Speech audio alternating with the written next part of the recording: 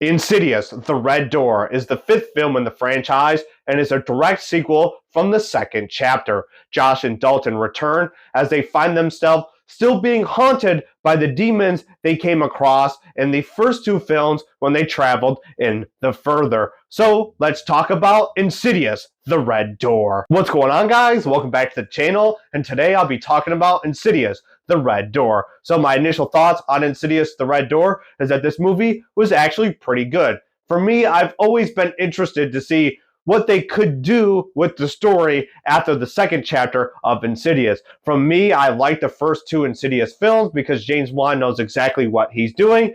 And the other two movies after chapter 2, I didn't even watch because I had no interest. But with The Red Door coming through, I had more interest because it was a direct sequel from the second chapter, and you also have the directorial debut of Patrick Wilson. So overall, I think this is a great horror package, directed pretty good by Patrick Wilson, and you get a lot of scares, and you have a decent story. So for me, I really just enjoyed the entire movie. So let's just dive into the review for Insidious: The Red Door. Starting with the story first, as usual, Insidious: The Red Door follows Josh and Dalton once again as their memory has been erased after the second chapter. However, they still have these haunting demons after them. They still have the further coming against them. So they kind of linger their way back, and they once again start haunting Josh and Dalton. And so they have to basically, once again, defend those demons and kind of get them out of their head and then end them once and for all.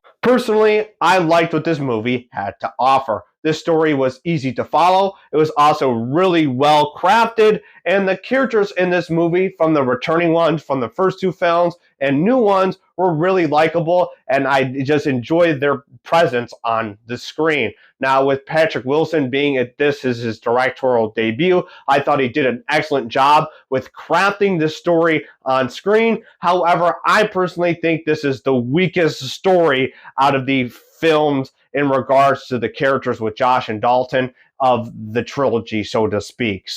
But I still think it's a good story because it has a lot going for it. You know, Dalton has a lot to go through, so does Josh. It's a really good developing story with those two characters. You also have pretty decent scares throughout the way, and overall, this is just a good horror package that I really enjoyed. Those who are going to see an Insidious movie are probably going because they want to get scared. With the first two films, they did an excellent job with providing very spooky and strange atmospheres within the films. So is the entertainment value good for Insidious: The Red Door? I think Patrick Wilson does a great job in sprinkling spooky stuff and horror elements throughout this entire film. Now, you don't really get a lot of really in-depth horror sequences. They're just sprinkled throughout the movie, and you have a lot more of a character development within Josh's character and Dalton's character. However, when you are spooked and you get jump scares and stuff like that, they're crafted excellent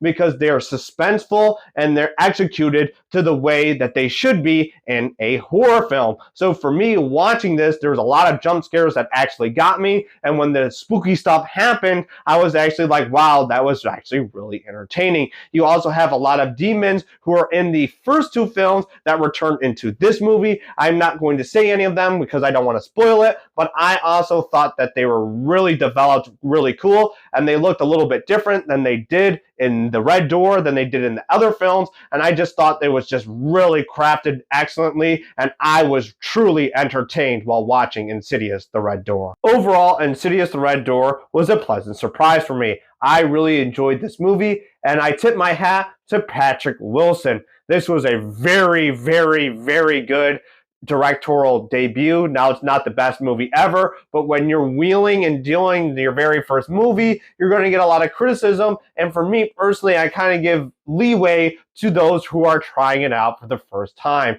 When you have two other movies that were made by James Wan, and then you're coming in to try to fill those shoes, it's really tough shoes to fill, and I think he did a good job. Overall, you have very good development in regards to Josh's character and Dalton's character, and you also have very good horror elements that are throughout this entire movie in regards to the jump scares and the demons that they've crafted in this film. So for me, I enjoyed my time while watching this movie. It was a pleasant experience, so I'm going to give Insidious: The Red Door a thumbs up. Now it's time for me to answer the question. Should you go see Insidious: The Red Door? Now, if you're a big fan of the Insidious franchise, I think this is a no-brainer. You're definitely probably going to find enjoyment in watching Insidious: The Red Door. Now, do you need to rush to the theater and see it? If you like the theater, I think your money will be well spent if you do go see it in the theater. But if you're a little bit hesitant and want to wait until it comes out on streaming or find alternative ways to watch it, that's also a great option too. I just think this is a continuation to the first two films, and it provides another good horror package. So if you're trying to think if you should or shouldn't go, I think you should. There you have it. That's my review for Insidious: The Red Door. If you've seen the movie, let me know down below in the comments what you think of the film. If you haven't seen it, let me know what your favorite Insidious movie is or what your favorite horror movie is in general. If you like this video, make sure you click that like button and consider watching another video. If you like the content I do here, make sure you're subscribed. That way you can see me next time. Till then, peace.